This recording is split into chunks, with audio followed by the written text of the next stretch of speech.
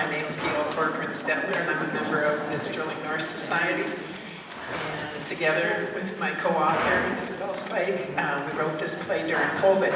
We sat in the boardroom there at the house and created this with the help of Ariel North. She was actually with us last evening to share in the premiere.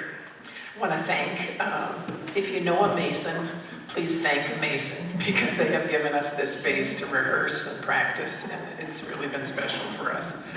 Also thanks to the Edgerton Reporter for their help, and the families of the cast. Dan and Sarah Splitter, they drug a canoe down here, and the Jacobs family. Where's Kelly? Kelly's been wonderful helping. She's got 4 boys in this production: Dylan, Cameron, Lucas, and Jackson. And it's really been helpful, Kelly, to have your assistance. Connie Tronis has been playing the piano, our stage manager, and keeping us all in order. Back on tech, we've got Mike Palmer, and other than the 4 boys in the cast, we have some folks from Edgerton. Skylar Hogan is a sophomore at the high school, and Glenda Morgan is a retired teacher from town. And then from Milton, we have Brett Frazier, and all the way from Milwaukee, Dave Summerskills. So he's been coming out to practice with us. And I just want to thank you all for coming out. I'm Isabelle Spike. Thanks for being here, everybody. Sterling North is such an inspiration to me as a writer and an artist and a human. He was a wonderful human. So it's been a real honor to weave his words in with my own and Gayle's to create this little show, to give you a little taste of his life. I'm so proud of our cast. I have to tell you, 8 out of our 10 actors had their first time on stage last night. So it's a really exciting, it's so fun to work with kids in theater, and we've got some wonderful adults and some experienced actors on stage too, but it's just so special, I think, that they're getting this first experience, so I hope you enjoy them. And I'd like to thank Gayle for bringing me along on this ride. This idea was her idea, it's been her passion project, and I've really enjoyed working with her, writing the script and putting this play on. So please do enjoy. And one other cool thing I have to mention, we have some wonderful props in the show tonight. We have many original books that are from the Sterling North Museum. We also have a handmade canoe. It's not Sterling's canoe, but Dan Splinter made that canoe in his house and brought it over here for us. And we also have D.W. North's actual desk. So it's a little piece of history, so please enjoy. Hi, my name is Betty Leonard, and I am president of the Sterling North Society. And it's my pleasure to welcome all of you Sterling and RASCAL fans here today. I oftentimes refer to the Sterling North home as a local treasure or a gem, and I'm sure most of you would agree, and seeing some nodding heads out there. This year was especially meaningful because it was our 25th year anniversary. So throughout the year, starting in January, we've had an event each month, and we will complete that in November with a birthday cake at the house, that you're all invited over there for that, celebrating Sterling's birthday. So we certainly appreciate all the support that we've received from the community throughout the years. If you are not a current member of the society, we certainly appreciate your membership. We only are able to keep the home open through our membership dues that we receive, and the school tours, and our merchandise sales, and our gift shop. So, and any donations, of course. So we truly appreciate having your membership. And I do have a table set up over towards the back there. There are some membership forms. And there are also copies of the only biography that has ever been written about Sterling North. So if you'd like one of those.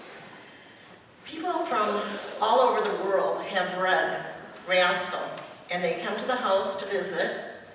And it wouldn't be possible for us to welcome these visitors without docents. And what's a docent? A docent is a person who's there to welcome the visitors on Sunday afternoons between 1 and 4. Now, we have a couple of them standing in the back there. Well, no, 3, 4. There were 4 of them. So thank you to you for your hours. We only expect 10 hours from people, so anyone who lives here in the community or close by, if you're interested, please contact us, because I like to limit it to just 3 Sundays, but if we only have a few people, then I have to, have people coming in, and that ruins people's weekends for their personal plans. But visitors love to come and step into the setting of the story and step back into a better era, as Sterling said. They've enjoyed the book, they've enjoyed hearing about his love for going out to Indian Ford, riding the bike with his fishing pole and RASCAL in the basket, and RASCAL liked to go really fast, and his times on Lake Koshkonong with a canoe that he built in his living room. So, yes, we welcome you to come to the house on Sunday afternoons, and please encourage friends and family. Lastly, I would like, on behalf of the Society, to really thank Gayle Stettler and Isabelle Spike for writing and directing and producing, spending all these hours on the play. I thank all the actors for the time that they've spent on this, and your efforts in sharing Sterling North's legacy are greatly appreciated. So thank you so much.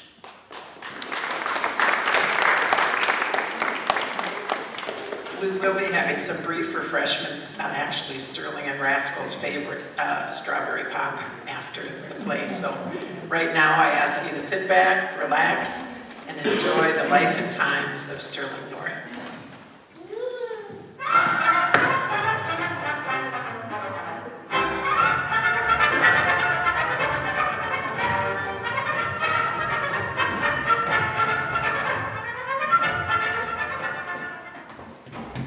Hello. I'm D.W. North. That's my son, Sterling. He grew up here in Edgerton and went on to become an internationally acclaimed writer, a storyteller. Sterling loved nature, and when he wrote, he made it come alive. Today, I'd like to tell you a few stories about his life and let you hear a bit of his work. You can hear his love of nature in his first award-winning poem. Vacations come, and in the trees the birds are singing. I hear the hum of golden bees on daisies swinging. By grassy stream, the long-legged crane is deeply wading, in pink and cream. Beyond the lane, the sun is fading.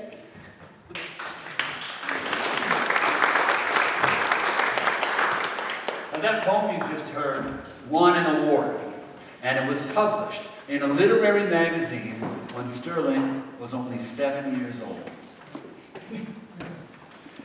Now, I can't begin to tell you about Sterling without first telling you about my wife, Libby Nelson. She was a wonderful mother, and she was also a scholar. She attended Lawrence College at the age of 14 and graduated first in her class with degrees in linguistics and biology. That's where we met. And then we both enrolled at UW-Madison for our postgraduate studies, where Libby earned a master's degree in biology. Now, her love of language and nature greatly influenced Sterling. Now, I was also a lover of nature, growing up on the shores of Lake Koshkonong. My neighbor was the naturalist, the raccoon line, and he taught me about every bird that crossed our land. Libby and I were married in 1887, and we moved to a small farm in Albion.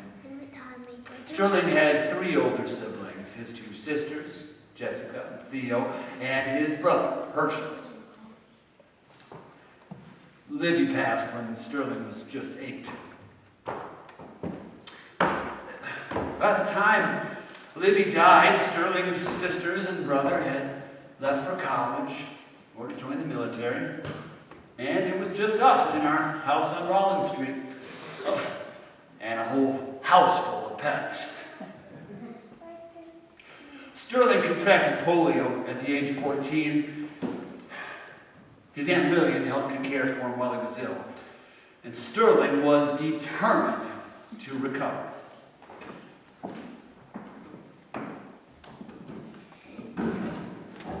Sterling, what are you doing out of bed?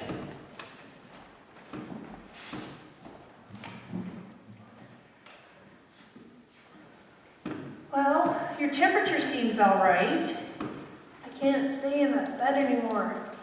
Aunt Lillian, I need to get my strength back. I need to move around. Sterling, you're recovering. You need to be in bed. No, Aunt Lillian, I'm getting better. But my legs and arms are so weak. I need to make them strong again. You've had polio, Sterling. You shouldn't be up and about yet. Why can't I get up? I want to get up. I have an idea. Aunt Lillian, can you bring me the ladder from the barn? Whatever for, Sterling? You'll see. I can strengthen my legs. No. Please, Aunt Lillian. All right, Sterling. Now, I often had to travel for my work. And Sterling's older sisters and his aunt were like second mothers to Sterling. Though, when he had polio, it was only his Aunt Lillian there to care for him. All right, Sterling. Here it is. Thanks, Aunt Lillian. Can you hold it for me while I try to stand up? Okay.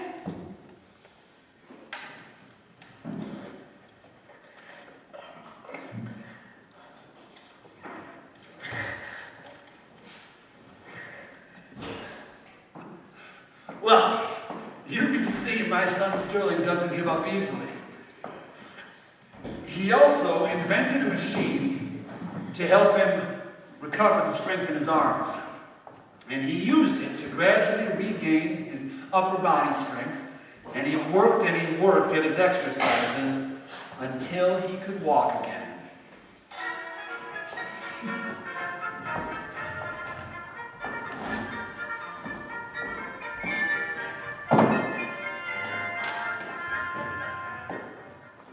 Once Sterling was able to roam, he got back to what he loved most, nature.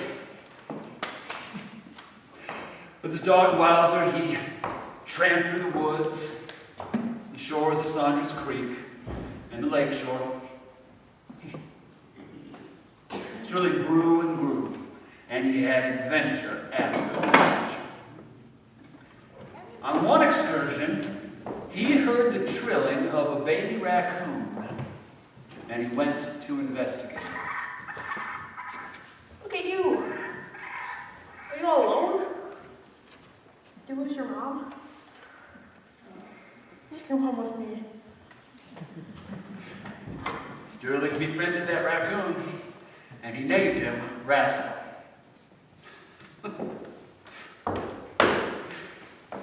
Now, Sterling and Rascal were the best of friends for that one idyllic year together.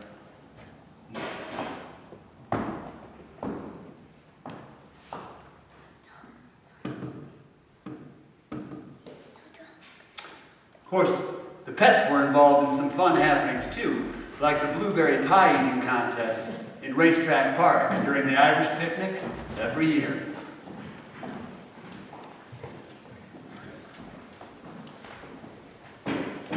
It was pure delight to be showing Rascal all of this for the first time, and he was constantly interested in all that he saw. We rode the merry-go-round together. Rascal was sitting ahead of me on the wooden pony, going gaily up and down, round and round. We wanted a second ride, but we had to be careful of our dimes, or we'd never get through the day without going bankrupt. We couldn't resist the Ferris wheel, however. It was the largest one that had ever come to the Irish picnic, and when we reached the top of it, we could see all the way to the village of Albion far across the marshes. Height didn't frighten either of us, and it was like flying, as we're upward and come swooping down again. It's time for the blueberry pie eating contest. Everybody wants to be a winner prize, not to mention my glory and the blue ribbon. On your marks, get set, go! Okay, Rascal, no hoping. I'm running this game fair and square. Peter, Trigger, Rascal, you had a first pie. Done. We have a winner. Oscar Sutherland wins the blue ribbon. And the consolation prize goes to Sterling North. Wow, a baseball with a local team autographs. You got it, Rascal.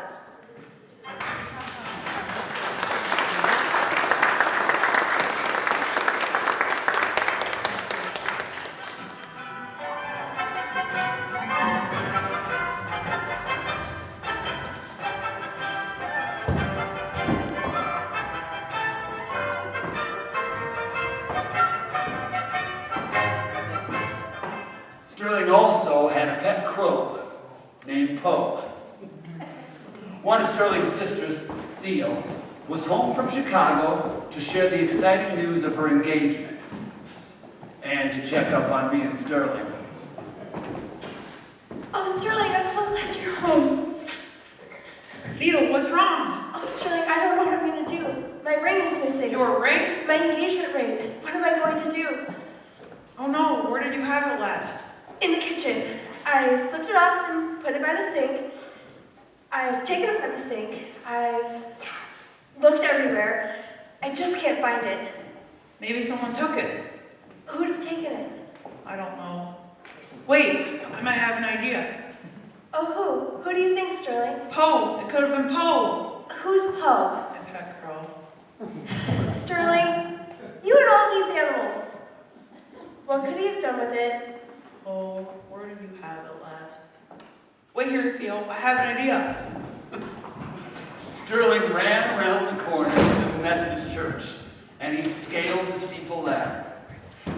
He knew Poe was fond of shiny objects and had a favorite hiding place in the church steeple. Sure enough, here it is.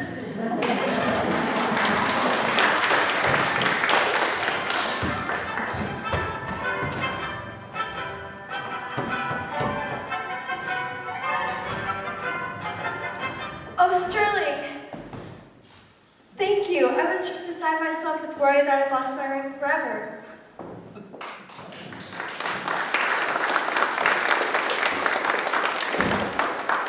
Now, we loved it when Theo visited, but most of the time it was just us, or Sterling and his pets. Now, Rascal got Sterling into some trouble sometimes, but they were the best of friends for that 1 year together. Though, as Rascal grew, Sterling came to the realization that his wild friend needed to be set free, to return to his natural habitat. When he was grown, Sterling wrote about this in his book, Rascal. I had decided to let my raccoon make his own decision, but I took off his leash and his collar and put them in the pocket of my corduroy jacket as something to remember him by if he should choose to leave me.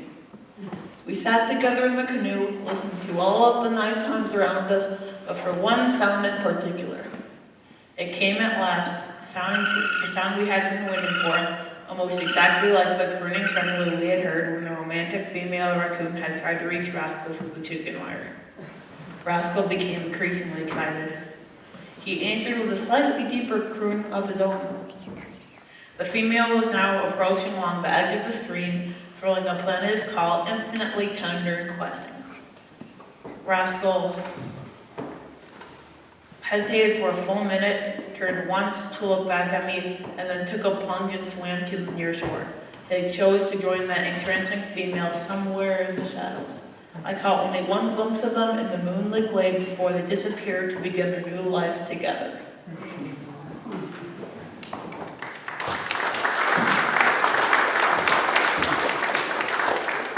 That was very difficult for Sterling, but he let his beloved friend go.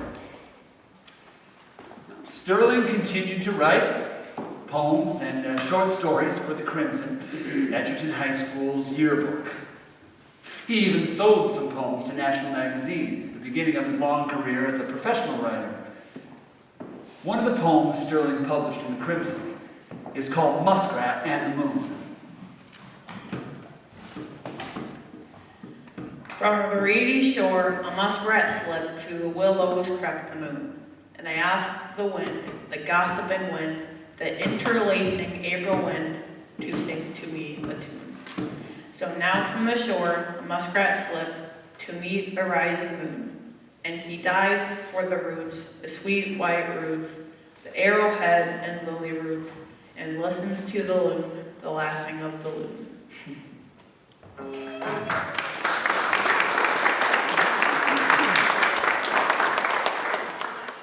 Sterling grew, and in high school he met Gladys Buchanan, a new student at Edgerton High.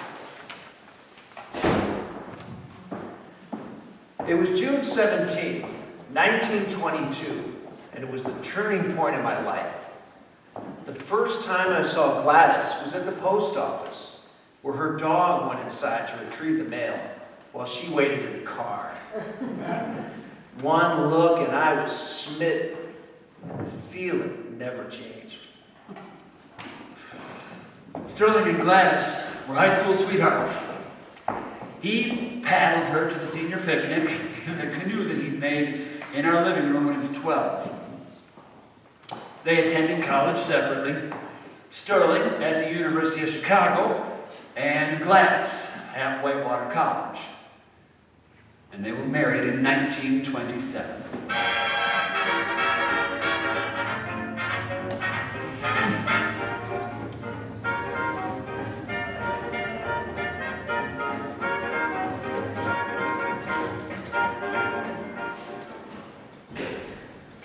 What are you working on, Sterling? I met this man today, and I have to write a book about him, Gladys. He's a sailor, a worldwide adventurer, and he tried to start an Ethiopian empire. You see, he hooked up with his uncle, and they traveled the world many times over, going on all sorts of adventures. I just have to tell this man's story. That sounds like a great adventure, Sterling. Sterling wrote his first book about the African-American sailor he'd met on campus. And that book is entitled Pedro Garino, A Worldwide Seafaring Adventure. Despite his own humble financial situation, Sterling gave all the proceeds of the international bestseller to the desperate, homeless sailor. Now, Pedro Garino was Sterling's first big literary success, and the international release of the book fell on the birthday of Sterling and Gladys's first child, Gayle. That was the beginning of a lifetime of literary success for Sterling, and the beginning of his happy family. Sterling, would you decipher that poem for me that I've always loved? Which one, dear? You know, the one about the horses. Oh, yes. Mare and colt. Ah, the brown-eyed colt. What does he think there in the pale straw where he is lying? He hears the mare, her soft, insistent neigh. He rises, finds her nipples, learns to drink. In 2 weeks now, with mane and fetlock flying, he'll caper in the meadow in the lane, tug at the mare until she starts in pain, alarm her watchfulness with playful shine. Now softly, with her nostrils half distended, she sniffs along his downy back or side. She feels a certain tenderness and pride, which even now with sterner stuff is blended, and where he nuzzles at her flank for food, nips his soft hide in savage motherhood.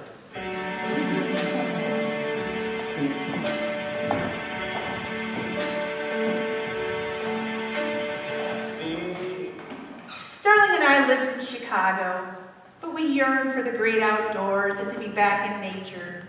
So, by the time David was 6 and our daughter Ariel was 3, We bought 25 acres of farmland in Michigan. We spent as much time as we could there. But we lived by lamplight because the electricity hadn't reached our place. We loved the solitude.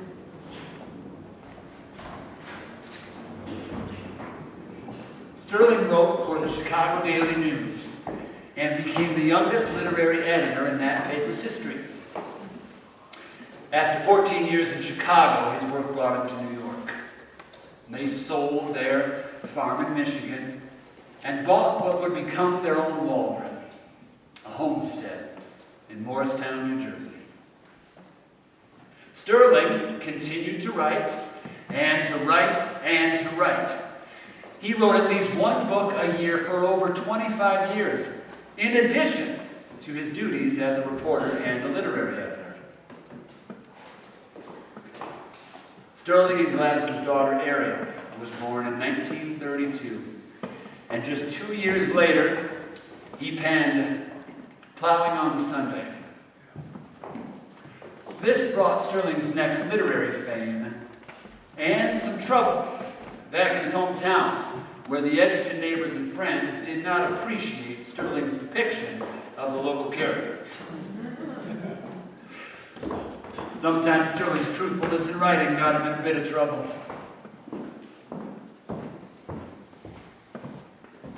Sterling's success on the national and international stage continued to grow. Publishing books became the norm for Sterling. But he always had time to write books for our children, picture books when they were little, and to their reading levels as they advanced. This is one of my favorites, The Five Little Bears. Gladys, they're making So Dear to My Heart into a movie. That was Walt Disney, Gladys. Walt Disney! This is amazing, Sterling. I'm so proud of you.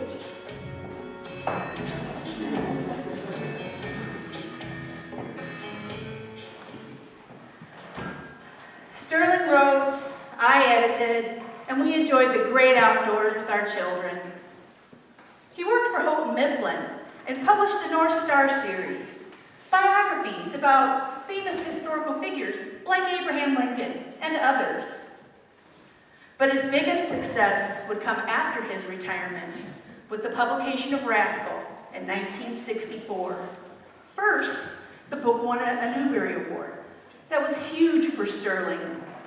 It was a bestseller for 6 months. It was translated into more than 20 languages. And then, Walt Disney called again. Can you believe it, Gladys? It's a fabulous book. It should be a movie. My Edgerton Boyhood. It'll be on the silver screen. Everyone will love it. I'm going to see if my tuxedo still fits. We went to the premiere in Hollywood in 1969. It was a big success. Sterling shared RASCAL and Edgerton with the world. But the Disney production wasn't the only film that brought RASCAL to life. The president of Nippon Animation fell in love with Sterling's book. They made over 55 cartoons featuring RASCAL. Why, RASCAL became as popular in Japan as Mickey Mouse was in the United States.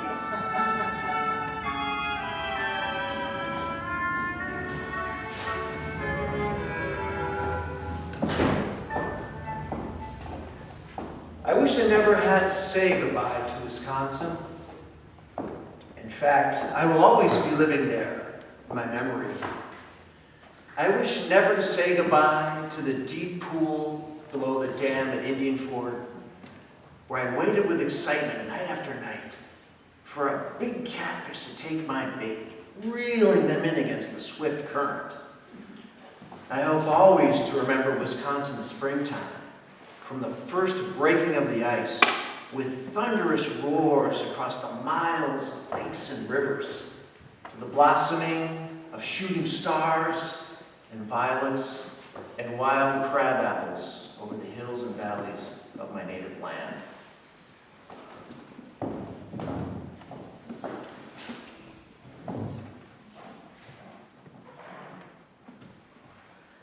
Sterling died in 1974. so he wouldn't get to see the global phenomenon that RASCAL would become after the Japanese animations. But his children did, and they're so proud of their dad. We were all so proud of Sterling and his work. Our house on Rollins Street in Edgerton is now a museum, a living tribute to Sterling and his work. From school children in Edgerton to RASCAL fans in Japan, children and adults from all over the world come to experience Sterling's boyhood home. Sterling's final book was set in Edgerton too, The Wolfling. It depicted D.W. North, Sterling's father, when he was a boy, and his remarkable relationship with Thor Combline, a renowned naturalist, and the wolf cub they adopted. He memorialized you quite well in The Wolfling, didn't he, D.W.? Yes, he did. Sterling wrote something else that sits well with me. My suggestion to young people: have faith in the future. Be kind to animals and each other. And read at least 2 good books a week.